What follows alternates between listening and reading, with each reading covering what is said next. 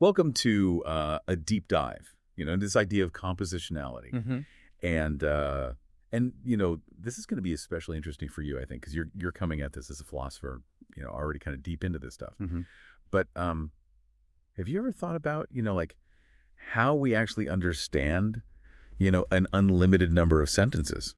I mean, even right now, you're hearing this and understanding it, even though you've never heard these words, exactly in this order before. Oh yeah, it's a question that's really fascinated thinkers for like centuries. Both philosophers and linguists. And one of the most powerful explanations we have is this idea, this principle of compositionality. Basically, it's the idea that the meaning of something complex, like a sentence, comes from the meanings of the individual parts and how those parts are combined. So let's break that down. So it's not just like the words themselves; it's how they're put together. Yeah, exactly. And we're drawing on the Stanford Encyclopedia philosophic entry on this, by the way, updated in 2020. Think of it like a recipe. You have your ingredients, right? The words. And then you have the instructions, which is the grammar. Combine them correctly, and boom, you get a meaningful sentence. Oh, okay. So that's how we get, they call productivity in language. It's like our ability to understand sentences that we've never encountered before. So it's like our brains are following this recipe, combining, the words according to the grammatical instructions and creating this whole new dish. Yeah, that's a great analogy. And this recipe idea also helps explain what's called the systematicity of language. So if you get the philosopher pondered the problem, you automatically understand, the problem puzzled the philosopher. Same ingredients, different arrangement, but the core meaning is still there. So this kind of logic, this inherent structure is key to how we handle this huge, this vastness of language. But I mean, wouldn't that mean that like every sentence, can be broken down this way? Are there like any exceptions to the recipe? Oh, that's a great question. And that's where things get even more interesting, especially from, I think a philosophical point of view, Hmm. because there are these elements that seem to challenge or at least complicate the neatness of compositionality. Oh, here's where it gets really interesting. Yeah. So give me an example. Okay, well, think about like idioms, those expressions where the meaning isn't really the sum of its parts. Like kick the bucket. I mean, nobody's literally kicking anything when they say that. So idioms are like prepackaged meals then. You don't need to follow the recipe step by step. You just grab the whole thing and boom, you got the meaning. Exactly. Now, some linguists would argue that idioms don't actually like break compositionality. They just function like single words with their own, weird meanings. But even then, they highlight that language isn't always straightforward. Yeah, that makes sense. Yeah. What about, words that change meaning based on the context? Like if I say that's heavy, it could mean a whole bunch of different things, if I'm talking about a book or a philosophical idea. You've hit on another really crucial point, context dependence.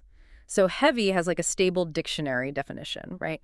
But its meaning in a specific situation, what we call its occasion meaning, that shifts. So compositionality doesn't require words to have fixed meanings, but the meaning of the whole should come from the meaning of the parts, whatever those happen to be at that moment. Okay, so compositionality can handle a little wiggle room. It's not like totally rigid. Hmm. But that makes me think, does this apply to all areas of language? Like what about something really complex like chess notation? Ooh, that's a fascinating analogy. Well, So algebraic chess notation, while systematic, isn't purely compositional in the same way language is. Each symbol has a meaning, sure.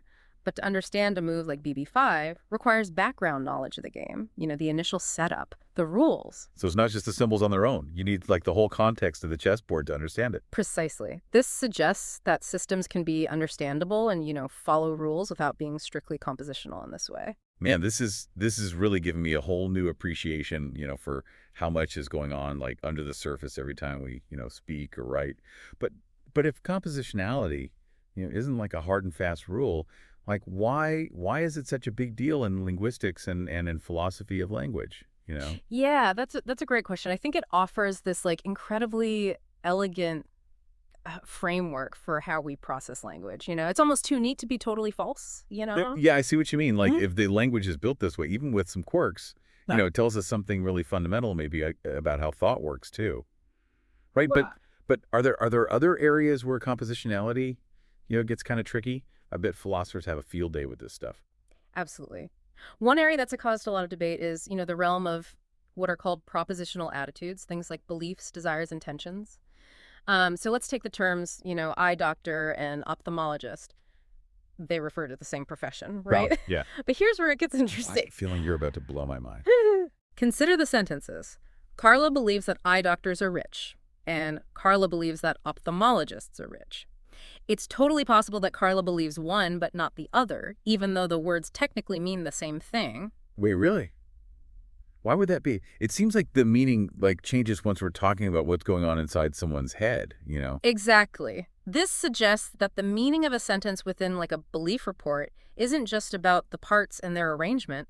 It also depends on Carla's understanding, the specific mental representations she has for those words.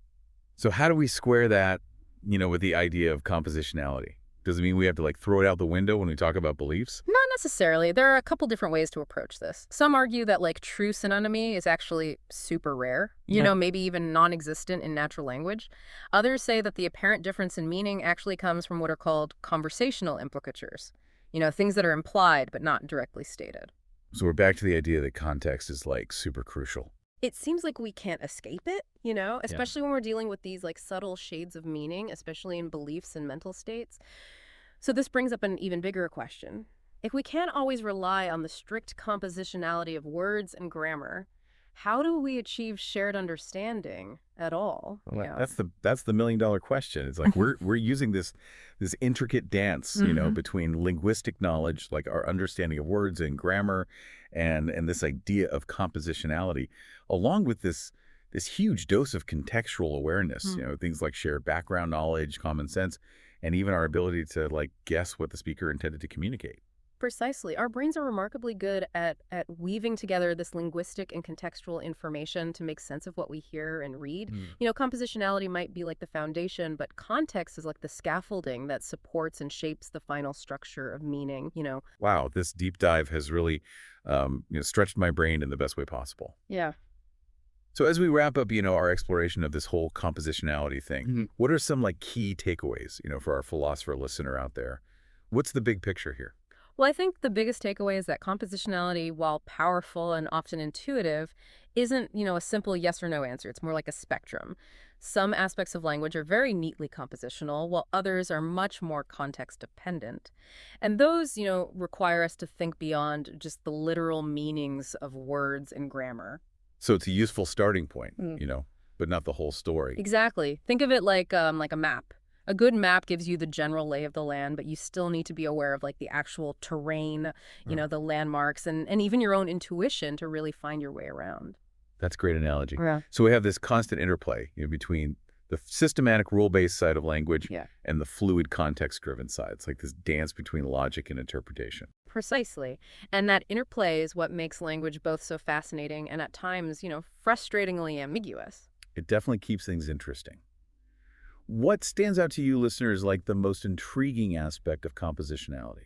I'm particularly struck by this idea that if language is compositional, even with exceptions, does that hint at how our thoughts are structured? Are we limited to thinking in these sentence-like units even when we're not speaking? That's a profound question, and one that, philosophers are still grappling with. And perhaps even more profoundly, if compositionality holds for language, could it also apply to thought itself?